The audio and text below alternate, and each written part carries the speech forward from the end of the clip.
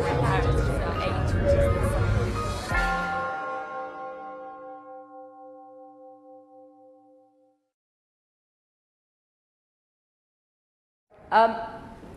a classicist, and one of the things I like looking at is the relationship between the ancient and the modern world, to think about the extent to which the ancient world influences the modern world and the different ways in which aspects of contemporary society let us go and understand the ancient things. So today what I want to present to you is a little bit of that, but also just basically one of the Platonic texts that we've still got and its relationship with love. Think about understanding material, which continues to pose problems for us all the way through. Let's see if this works. Great, so we've all heard the term Platonic love. And on a day like today, it's possibly not one that most of us would want to receive in those unsigned cards. So I looked it up in the OED. What does it say it means? Of love, affection or friendship, intimate and affectionate, but not sexual. Spiritual rather than physical, now usually with a lowercase initial. The lowercase initial perhaps suggesting it's lost something of the Plato with a capital P, lost something of the personalisation. First recorded instance in the OED is not till 1638 though, 2,000 years after Plato actually wrote about love. So it says to me that something's happening throughout contemporary history that changes our understanding of love and its roots in its ancient history. It carries on through some rather nice modern versions though, particularly the Huxley, if you want to have a look at that. So, yeah. Who was Plato to give us this Platonic love? Another fairly famous quotation about him from Whitehead. The safest general characterization of the European philosophical tradition is that it consists of a series of footnotes to Plato. Something a lot of us have heard, but a lot of us haven't necessarily thought about. What does it mean to follow in the wake of Plato, and what is it that we're taking from him? I feel that in focusing on love as a Platonic concept, we've rather become over-Christianized, and the biblical texts and the biblical uses of love sometimes take over a little. And what we get are people like C.S. Lewis in 1960 writing a book called The Four Loves, drawing on Plato and on a whole history of terms for love based in the Greek language. We have agape, the Christian, religious, community love felt for people in fellowship, in koinonia. We have storge, not a term with which most people are familiar, the familial love and affection within the household. And we have philia, brotherly love, love between friends. But how much are any of these used in someone like Plato? I had a quick look through the Greek corpus. Where have I written these down? Good. Agape, used 83 times in Plato, but only 3 times in the main text on love. Don't think that kind of community love is quite what he's talking about. Storge, not used at all until later literature, until Christian times. So it's definitely not there for Plato. Philia, well, philos, meaning love, giving us philosophy, love of wisdom, philology, love of words, all of those kind of things, is such a common prefix that we've got 685 examples in Plato with phil in it, including 56 in the Symposium, which I'm going to move on to, in 36 different variations. It's far too common for me to want to try and attach any meaning to what Plato's doing with it, which leaves us with the fourth one, eros. We obviously get our term erotic love from it. Again, going to the OED, Freudian psychology, the urge towards self-preservation and sexual pleasure. It's distinguished from things like agape as being specifically physical, specifically sexual, and specifically psychoanalyzed quite often. And this is where Plato, I think, does become much more important in understanding Greek concepts of love. There are 382 uses of anything to do with eros in Plato, 100 of which are the name itself, and 74 of those 100 uses are in the one work, the Symposium. So it's eros, not agape, not storge, not philia, that's important to the Symposium. So what is a Symposium? Well, a symposium itself is a male-only drinking party where people gather to eat, drink, play games, discuss things, and possibly end up with groups of flute girls, dancing girls, and the like coming in to entertain them. Plato's text in particular deals with an evening post-drama.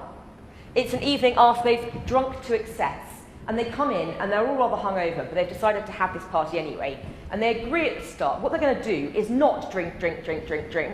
They're going to have very moderate drinking, water it down rather than more than usual, and actually have a full-on discussion about the nature of love. They've decided they're going to eulogise love, and they're going to give us some fantastic stuff about it. But the whole thing degenerates quite quickly. The symposium's introduced to us by someone called Apollodorus. Someone in the street says, "Apollodorus, tell me, what happened at that famous dinner?" And Apollodorus says, "I don't know, I wasn't there. But my friend was, and he told me about it." So Apollodorus' friend, Aristodemus, told him about the dinner. But Aristodemus didn't speak at the dinner. All he did was listen to everyone else and memorise or summarise their speeches. So most of the dinner is about people making speeches about love. But then finally you get to Socrates, and he doesn't give you a speech, he tells you about a conversation he had with a woman called Diotima. So you've got Apollodorus giving you Aristodemus' words, giving you Socrates' words, giving you Diotima's words. At which point you stop thinking Plato's actually trying to convince you of anything at all, other than process. There's something more going on here than any kind of truth value. Within it, we've got a series of speeches, which gets significantly more silly as we go along as well. We start off with people claiming things about double loves and primordial loves, and then we come to the doctor Eryximachus. And he says, "I'm a doctor. What I can see is people need balance. People, like in music, you need harmony to make things work. In medicine, you need to make sure people don't have too much of one thing or too little of another. We can balance out the humours, all that kind of thing." And for Eryximachus, the doctor, love is about finding that balance, giving people what they need, taking away from them what they don't, making things like harmonia.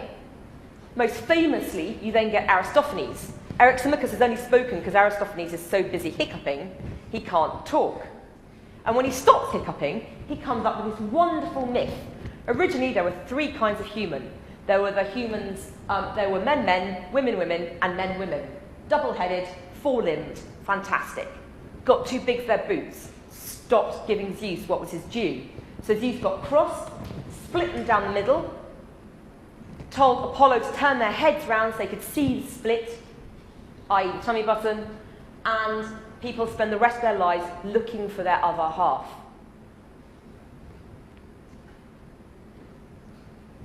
And then we come across the idea of Eros as a beautiful, lovely young boy. Agathon comes in. Agathon, in whose honour this party is being thrown. It's all in the aftermath of Agathon winning the tragic contest, the gorgeous boy. But Socrates isn't very happy about that, because Socrates starts saying things like, well, if you're chasing something beautiful, can you be beautiful yourself? Does it make any sense to chase what you've already got? Or are you only ever going to be looking for something you don't have? Therefore, there's absolutely no way Eros can be nice. And actually, Eros is the summation of what is lacking. Eros is ghastly. Eros is horrible. Eros is old, seeking youth. Eros is the son of poverty and plenty, lacking in everything, but willing to find resources. This is Dementor. I started playing around with some of the ideas. If you're constantly lacking something, are you going to remove it from whoever you seek it in? Or are you only going to contribute back again? Where in Plato's model does this work? Because it sometimes feels like it's going to be a very top-down model. And I think, thankfully, I've come to the conclusion that there is room, if you look at Eryximachus, for that balance to be restored without destruction to whatever's supplying it, etc. But what you do get is this overarching sense of lack. For Eryximachus, there's a lack of harmony. For Aristophanes, you're lacking your other half. For Socrates, we're lacking a full understanding of autotokalon, the beautiful itself, which he later comes to discuss as truth and goodness itself. So all the way through, he's talked about things in a slightly comical fashion with this ridiculous overarching narrative framework. He's had the silliness in there, he's had the hiccups, he's had all kinds of things happening. And I think that the symposium is as much a text about how to learn as it is about what love is. He teaches us through lecture. Eric Simikas just comes and tells us. He teaches us through myth, through what Aristophanes tells us. He teaches us through narrative, through Apollodorus giving us what's happening at the dinner. He teaches us through Elenchus, through questioning, Socrates pulling out of Agathon why Eros can't be that gorgeous boy. And he teaches us through dialogue, Socrates and Diotima discussing what they feel really is going on with love. We get all kinds of phrases from Plato. The best one, I think, straight from Plato is love conquers everything, which is there in Agathon. Love is a many splendid thing. Well, not according to Plato, it's not, because then it wouldn't be seeking many splendid things. Love lifts us up where we belong. Well, maybe that is it. It's about yearning, it's about searching, it's about going upwards and seeking the best we can be for ourselves. I will always love you. Well, if love is partly a yearning, then as human beings we are always going to be yearning, and that is always going to be an act of love. These kind of modern things do have some kind of role in understanding Plato.